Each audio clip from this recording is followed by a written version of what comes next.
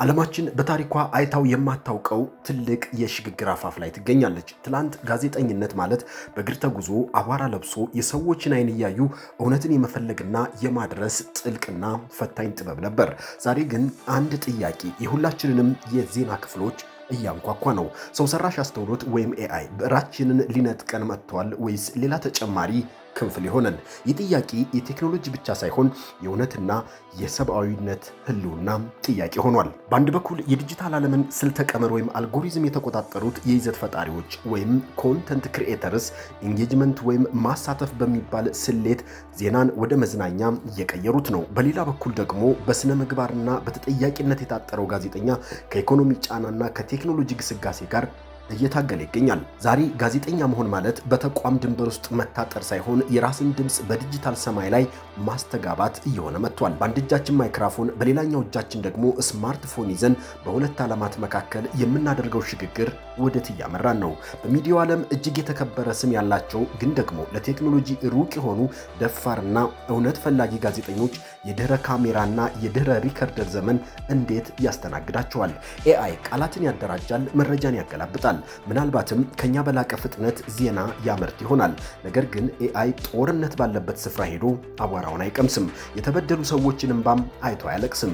ወይም የስልጣን ጥመኞችን አይን እያየ እውነትን የመናገር ድፍረትም የለውም። ጋዜጠኝነት ሰዋሰው ሳይሆን ርህራሄ ነው። ቴክኖሎጂ ሳይሆን ድፍረት ነው። ዛሬ የምንመረምረው ኤአይ የነጠቀንን ሳይሆን እኛ ባለሙያዎች ልንተው የማይገባንን ያንን የሰው ልጅ ጠረን ያለውን የእውነት ሙያ ከአዲሱ አብዮት ጋር ያለውን ተቃርኖና ተዛምዶ ነው። አክብሮታዊ ሰላምታችን እያላችሁበት ይድረሳችሁ ውድ የማረፊያ ሚዲያ ቤተሰቦች። በዚህ ዝግጅት በጋዜጠኝነት የሙያ ስነ ምግባርና በቴክኖሎጂ ግስጋሴ መካከል ያለውን መስቀለኛ መስመር በጥልቀት እንፈትሻለን። አንጋፋና ስመጥር ጋዜጠኞች ከዚህ ሁለት ሰይፍ ይዞ ከመጣው አዲስ ዓለም ጋር እንዴት መስማማት ይችላሉ? የሚዲያ ተቋማት በኤአይ የተነሳ ለዓመታት ያገለገሉ ጋዜጠኞቻቸውን እየገፉ ወይስ ከማዕበሉ ጋር የሚስማሙበትን ዘዴ እየቀየሱ ይሆን? አብረን እንመልከተው። አርቲፊሻል ኢንተለጀንስ ጋዜጠኝነትን በብቸኝነት ለመፈተን የመጣ ቢሆን ሳይሆን መላውን የዓለም ኢኮኖሚና የሥራ ኃይል እያናወጠ ካለው ትልቅ የቴክኖሎጂ ሱናሚ የመነጨ ነው። ጎልድማን ሳክስ የተባለ ተቋም በቅርቡ ባወጣው አስደንጋጭ ሪፖርት መሰረት ኤአይ በዓለም ዙሪያ በሚገኙ 300 ሚሊዮን የሙሉ ጊዜ ስራዎች ላይ ቀጥተኛ ተጽዕኖ ሊያሳድር ይችላል። ከፋብሪካ ሰራተኞች እስከ ከፍተኛ የህግ ባለሙያዎች፣ ከሂሳብ አዋቂዎች እስከ ስትራቴጂክ የኮሙኒኬሽን ባለሙያዎች ድረስ ነገ ስራዬ ይኖር ይሆን የሚለው ጥያቄም የጋራ ጭንቀት ሆኗል። የሰው ልጅ አእምሮ ብቻ ይሰራቸው የነበሩ ውስብስብ ስራዎች በሴኮንዶች ውስጥ በኮድና በአልጎሪዝም ሲተኩና ይህ የኢኮኖሚ ሽግግር ወደ ሚዲያው መንደር ሲገባ ደግሞ መልኩ ይበልጥ ይለወጣል። በዓለም ዙሪያ የሚገኙ ግዙፍ የዜና ተቋማትና የሚዲያ መሪዎች ዛሬም ድረስ የጋዜጠኝነትን ህልውና በቴክኖሎጂው ሚዛን ላይ እያስቀመጡት ይገኛሉ። ይህንን ሽግግር ለመረዳት ከስሜታዊው ስጋት ወጣ ብለን የዛሬውን የዜና ክፍል የሚዘውሩትን አሃዞችና ጥናቶች መመልከት የግድ ይለናል። የዓለም የሥራ ኃይል እየተገፋ ባለበት በዚህ ወቅት የዜና ክፍሎችስ ይህንን ማዕበል እንዴት እየተጋፈጡት ነው? ኤአይ በእውነት የጋዜጠኞችን ብዕር ቀምቷል ወይስ ሙያው ራሱን ወደ አዲስ ከፍታ የሚያሸጋግርበትን ዲጂታል ክንፍ እያበጀለት ነው? የዘርፉ ሰዎች ታሪክ ራሱን እየደገመ ነው ይላሉ። ጋዜጠኝነት ከእርሳስ ወደ ታይፕራይተር፣ ከታይፕራይተር ደግሞ ወደ ኮምፒውተር ሲሸጋገር ሁሌም ስጋት ነበረ። የሮይተርስ ኢንስቲትዩት በ2024 ባወጣው የዲጂታል ዜና ዘገባ መሰረት ከ70 በመቶ በላይ የሚሆኑ የዓለም ሚዲያዎች መሪዎች ኤአይ በዜና ክፍላቸው ውስጥ ያለውን የሥራ ጫና እንደሚቀንስ ያምናሉ። እንደ አሶሺየትድ ፕሬስ ያሉ ተቋማት ገና ከ2014 ጀምሮ በኤአይ የታገዙ የኮርፖሬት ገቢ ዘገባዎችን ማዘጋጀት የጀመሩ ሲሆን ይህም ጋዜጠኞቻቸው ለጥልቅ የምርመራ ዘገባዎች ወይም ኢንቨስቲጌቲቭ ጆርናሊዝም 20 በመቶ ተጨማሪ ጊዜ እንዲያገኙ አስችሏቸዋል። ነገር ግን ይህ ሽግግር ለጋዜጠኛው ክንፍ ወይም ተጨማሪ አቅም መሆን የሚችለው ቴክኖሎጂውን እንደ ረዳት እንጂ እንደ መሪ ካልወሰደው ብቻ ነው። ጋዜጠኛው ኤአይ የሰጠውን መረጃ አምኖ በግዴለሽነት ካሰራጨው ወይም ከአዲሱ ቴክኖሎጂ ባህሪ ጋር ካልተላመደ አይኑ እያየ ኤአይ ሙያውን ይቀመዋል። አርቲፊሻል ኢንተለጀንስ ወይም ኤአይ አንድ የታወቀ ትልቅ ድክመት አለው። ያለውንና ያገኘውን መረጃ አቀናጅቶ ማቅረብ እንጂ እውነትን የመለየት የሞራል ኮምፓስ የለውም። የኒውዮርክ ዩኒቨርሲቲ ባደረገው ጥናት ጄነሬቲቭ ኤአይ የሚባለው ቴክኖሎጂ ሃሉሲኔሽን ወይም የሌለ መረጃን እንደ እውነት የመፍጠር አባዜ እንደሚታይበትም አረጋግጧል። ጋዜጠኝነት ደግሞ በቃላት ድርደራ ሳይሆን በማረጋገጥ ወይም ቬሪፊኬሽን ላይ የተመሰረተ ሙያ ነው። አንድ ስልተ ቀመር በስህተት የፈጠረው መረጃ የአንድን ሀገር ሰላም ሊያናጋ ይችላል። እዚህ ጋር ነው እንግዲህ የጋዜጠኛው ሚና እንደ የእውነት ዘበኛ ወይም ጌት ኪፐር ይበልጥ አስፈላጊ የሚሆነው። ምክንያቱም ኤአይ መረጃን ያመርታል እንጂ እንደ ባለሙያ በእውነት ላይ የመቆም ግዴታ የለበትም። በአሁኑ ሰዓት ኢንተርኔት በኤአይ የተመረቱ ዝቅተኛ ጥራት ያላቸው የዜና ናዳዎች እየተሞላ ነው። ኒውስ ጋርድ የተባለው የድረገጾች ተአማኒነት መከታተያ ተቋም እንደሚለው ሙሉ በሙሉ በኤአይ የሚዘጋጁ የዜና ድረገጾች ቁጥር በአንድ ዓመት ውስጥ በከፍተኛ ሁኔታ ጨምሯል። ይህም ተመልካቹን ለመረጃ መሰልቸት ዳርጎታል። የወደፊት ትንበያዎች እንደሚያሳዩት ደግሞ የሰው ልጅ በቀጥታ የሰራውና የሰው ጠረን ያለበት ይዘት የቅንጦት ዕቃ ይሆናል። ተመልካች ከደረቅ የሮቦት ድምፅ ይልቅ የጋዜጠኛውን የድምፅ መለወጥና ስሜት ያለባቸው ዜናዎችንም መናፈቁ አይቀርም። በኢኮኖሚው ረገድ ኤአይ የዜና ተቋማትን አወቃቀር እየቀየረ ነው። ቀደም ሲል እንደጠቆምነው ጎልድማን ሳክስ ባወጣው ሪፖርት መሰረት ኤአይ በዓለም ዙሪያ ካሉ 300 ሚሊዮን የሙሉ ጊዜ ስራዎች ውስጥ በከፊልም ቢሆን ተጽዕኖም ሊያሳድር ይችላል። ከነዚህም ውስጥ የኮሚኒኬሽንና የሚዲያ ዘርፉ አንዱ ነው። ትላልቅ የሚዲያ ድርጅቶች ወጪ ለመቀነስ ሲባል ኤአይን እንደ አማራጭ እያዩት ቢሆንም የጋርትነር ጥናት እንደሚያመላክተው ግን ተመልካቾች ይዘቱ በኤአይ መመረቱን ካወቁ ለተቋሙ ያላቸው አመኔታ በከፍተኛ ሁኔታ ይቀንሳል።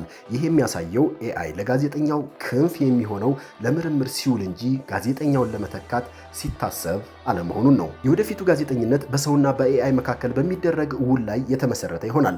የለንደን የኢኮኖሚክስ ትምህርት ቤት ባደረገው የጆርናሊዝም ኤአይ ጥናት ጋዜጠኞች አዳዲስ የቴክኖሎጂ ክህሎቶችን ወይም ኤአይ ሊትሬሲ ማዳበር የህልውና ጉዳይ እንደሆነም ገልጿል። በተለይም በዘርፉ ረጅም ዓመት ያስቆጠረ የሙያ ልምድ ያለን ባለሙያዎች ዛሬ ልንገነዘበው የሚገባው ሀቅ ኤአይ ስራችንን የሚነጥቀን ብቃት ስለሌለን ሳይሆን ቴክኖሎጂውን ተጠቅሞ ከኛ በበለጠ ፍጥነትና ጥራት የሚሰራ ሌላ ጋዜጠኛ ሲመጣ ብቻ ነው። በአጭሩ ያለንን የሙያ ልምድ ከኤአይ ጋር ካዛመድ ነው ከኛ በላይ ተፈላጊ ጋዜጠኛ የለም ወይም አይኖርም። በመሆኑም ኤአይ ጠላታችን ሳይሆን በዲጂታል ሰማይ ላይ ከፍ ብለን እንድንበር የሚያደርገን አዲሱ ብዕራችን ነው ማለት ነው። ዛሬ ዜና የሚሸጠው በእውነትነቱ ብቻ ሳይሆን በተመልካች ትኩረት ወይም አቴንሽን ብዛት ነው። ሃርቫርድ ቢዝነስ ሪቪው የተባለ ተቋም እንደሚለው በአሁኑ ወቅት ይዘት ፈጣሪዎች ከ250 ቢሊዮን ዶላር በላይ ዋጋ ያለው ኢኮኖሚ ያንቀሳቅሳሉ። ይህ ግዙፍ ኢኮኖሚ የተለመዱ ወይም መደበኛ የሚዲያ ተቋማትን ገቢ እያጠለሸባቸው ይገኛል። እንደ ፎርብስ ትንታኔ ይዘት ፈጣሪዎች ከመረጃ አቅራቢነት ይልቅ ወደ ስሜታዊ ትስስር በማድላታቸው ተመልካቾች ከደረቅ ዜና ይልቅ የፈጣሪውን ግለሰባዊ እይታም መከተል መርጠዋል። ይህ ማለት ጋዜጠኛው አሁን ላይ የሚወዳደረው ከሌላኛው ጋዜጠኛ ጋር ብቻ ሳይሆን ስልተ ቀመሩን ወይም አልጎሪዝሙን ጠንቅቀው ከሚያውቁ የዩቲዩብ ይዘት ፈጣሪዎች ጋር ይሆናል ማለት ነው። ኤልድማን ትረስት ባሮሜትር በ2024 ባወጣው ጥናት በዓለም ዙሪያ በሚገኙ በሚሊዮን የሚቆጠሩ ሰዎች ዘንድ ለባህላዊ ሚዲያዎች ያለው እምነት በከፍተኛ ሁኔታ መውረዱን አመልክቷል። ይዘት ፈጣሪዎች ተደራሽነት ላይ ሲያሸንፉ፣ ጋዜጠኞች ደግሞ በተአማኒነት ላይ ይመካሉ። የካርኔጊ ፋውንዴሽን ጥናት እንደሚያስጠነቅቀው ደግሞ ብዙዎች የይዘት ፈጣሪዎች የጋዜጠኝነትን ስነ ምግባርና የማረጋገጥ ሂደትን ስለማይከተሉ የሐሰት መረጃ ዋነኛ ምንጭ እየሆኑ ነው። በዚህ ምክንያት ለጋዜጠኛው ትልቁ ፈተና ተአማኒነቱን ሳይሸጥ እንዴት ይዘት ፈጣሪ ተደራሽነቱን ይጨምራል የሚለው ነው። በ2026 የሚታየው አዲስ አዝማሚያ ደግሞ ኒውስ ፍሉዌንሰርስ ወይም ደግሞ የዜና ተጽዕኖ ፈጣሪዎች የሚባሉ የጋዜጠኝነት ስልጠና ያላቸው ነገር ግን በግላቸው የሚንቀሳቀሱ ባለሙያዎች መበራከት ነው። የፒው ምርምር ማዕከል ባደረገው ጥናት ከ5 ወጣቶች መካከል አንዱ ዜናን የሚሰማው ከታወቁ የዜና ተቋማት ይልቅ በማህበራዊ ሚዲያ ላይ ተጽዕኖ ፈጣሪ ከሆኑ ግለሰቦች ነው። ይህ ለባለሙያ ጋዜጠኞች ተቋማዊ ጥላ ስር ብቻ መሸሸግ አብቅቷል የሚል ትልቅ የደወል ድምፅ ነው። ምክንያቱም አሁን ተመልካች የሚገዛው መረጃውን ብቻ ሳይሆን ባለሙያውን ጭምር በመሆኑ ነው። አሁን አንድ ጋዜጠኛ በተቀጠረበት ተቋም ውስጥ እየሰራ የራሱን ዲጂታል ቻናል መያዝ ይችላሉ የሚለው ጉዳይ ሌላኛው የዘመናችን የጋዜጠኞች ፈተና ነው። የኮሎምቢያ ጆርናሊዝም ሪቪው ያወራው መረጃ ብዙ የሚዲያ ተቋማት ጋዜጠኞቻቸው የግል ተጽዕኖአቸውን እንዲያሳድጉ መፍቀድ ጀምረዋል። ይህ የሆነበት ምክንያት የጋዜጠኛው ዝና ለተቋሙም ትርፍ ስላለው ጭምር ነው። ነገር ግን የጥቅም ግጭት ወይም ኮንፍሊክት ኦፍ ኢንትረስት ትልቁ ስጋት ሆኗል። በአንድ በኩል ለተቋሙ ገለልተኛ ዘገባ መስራት፣ በሌላ በኩል ደግሞ በግል ቻናል ላይ ስሜታዊና የግል እይታን ማንጸባረቅ የሙያውን ስነ ምግባር ስስ መንታ መንገድ ላይ ይጥለዋል። ወደፊት በሚዲያ ዓለም ውስጥ የሚተርፈው ጋዜጠኛ ሃይብሪድ ፕሮፌሽናል ወይም ድብልቅ ሙያ የሚባለው አይነት ነው። የዲጂታል ሚዲያ ስትራቴጂስቶች እንደሚተነብዩት ስኬታማው ጋዜጠኛ የይዘት ፈጣሪዎችን የተመልካች አያያዝ ጥበብ ወይም ኦዲየንስ ኢንጌጅመንትና የጋዜጠኞችን የእውነት ፍለጋ ጽናት ወይም ኤዲቶሪያል ስታንዳርድስ አጣምሮ የያዘ ነው። የኦክስፎርድ ዩኒቨርሲቲ ባደረገው የስራዎች ጥናት መሰረት ኤአይ ከፍተኛ የትንታኔ ብቃት ቢኖረውም ሶሻል ኢንተለጀንስ እና ኔጎሽዬሽን በሚባሉ የሰው ልጅ ባህሪያት ላይ እጅጉን ደካማ ነው። ጋዜጠኝነት ደግሞ 80 ከመቶ ሰዎችን የማናገር ስሜታቸውን የመረዳትና በመስመሮች መካከል ያለውን እውነት የማንበብ ጥበብ ነው። ጋዜጠኛው አንድን ተጠያቂ ሲያነጋግር የሚያሳየው ርህራሄ ነው እውነተኛውን መረጃ የሚያስገኘው። ይህ ደግሞ ምንም አይነት ስልተ ቀመር ወይም አልጎሪዝም ሊተካው አይችልም። የካናዳ የጋዜጠኝነት ማህበር ባወጣው መመሪያ መሰረት ጋዜጠኝነት የቴክኒክ ስራ ሳይሆን የሞራል ስራ ነው ይላል። ኤአይ መረጃን ሲያቀነባብር በስታቲስቲክስ እንጂ በህሊና አይመራም። አንድን ዜና ማውጣት በማህበረሰቡ ላይ የሚያመጣውን ጠባሳ የመመዘን አቅም ያለው ጋዜጠኛው ብቻ ነው። የፎርብስ መረጃ እንደሚያሳየው የሰው ልጅ ኮንቴክስት ወይም አውድን የመረዳት ችሎታው ኤአይን ሁልጊዜም የኋሊት ያስቀረዋል። አንተ እንደ ባለሙያ የምታቀርበው የሰው ልጅ ጠረን ያለው እውነት ተመልካች በቴክኖሎጂው ማሽንና በአንተ መካከል ያለውን ልዩነት እንዲረዳ ያደርገዋል። ሪፖርተርስ ዊዛውት ቦርደርስ በየዓመቱ በሚያወጣው ሪፖርት ጋዜጠኝነት ለፍትህ ሲባል የሚከፈል መስዋዕትነት መሆኑን ያጎላል። ኤአይ በፍጹም እስር ቤት አይገባም፣ አይገደልም ወይም ስጋት ውስጥ አይወድቅም። ጋዜጠኝነትን ጋዜጠኝነት የሚያደርገው ለገጠመው አደጋ የሚወስደው ኃላፊነት ነው።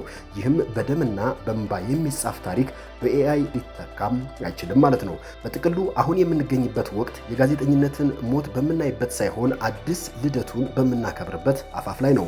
ሮይተርስ ኢንስቲትዩት እንደሚያሳስበው ቴክኖሎጂው ምን መስራት ይችላል የሚለው ሐሳብ ሳይሆን እኛ ባለሙያዎቹ ምን መሆን እንፈልጋለን የሚለው ትልቁ ጥያቄ ነው። ኤአይ ዓለማችንን በመረጃ ሊያጥለቀልቃት ይችላል። እኛ ግን ያንን መረጃ ወደ እውቀት፣ እውቀቱን ደግሞ ወደ ጥበብ የምንቀይር የህሊና መሐንዲሶች ነን። ጋዜጠኝነት ከወረቀትና ከቀለም ወደ ዲጂታል ስልተ ቀመር ቢቀየርም ልቡ ግን አሁንም በሰው ልጅ ደም የሚመታ እውነት ነው። እናም አንጋፋ የሚዲያ ባለሙያዎች በተለይም ጋዜጠኞች ቴክኖሎጂውን መፍራት ሳይሆን ይዘታችሁንና እውቀታችሁን የምታሳርፉበት አዲስ ምህዳር በመፍጠር አዲሱን ዓለም በቀላሉ መቀላቀል ቻሉበት። በፎርብስ ጥናት መሰረት በ2026 ስኬታማ የሚሆነው ቴክኖሎጂውን የሚፈራ ሳይሆን ቴክኖሎጂውን ተጠቅሞ የራሱን የግል ብራንድ የሚገነባው ባለሙያ ነው። አሁን ከኤአይ ዓለም ማምለጥ አይቻልም። የሚቻለው የኤአይን ባህሪ ተረድቶ ከራስ ጋር ማዛመድና በፍጥነቱ ባህር ውስጥ መቅዘፍ ብቻ ነው። ስለተከታተላችሁን ከልብ እናመሰግናለን። ባቀረብነው ሐሳብ ላይ ያላችሁን ምልከታ በኮመንት አካፍሉን። ቪዲዮው ለሌሎች እንዲደርስም ሼር አድርጉት። ሰላም።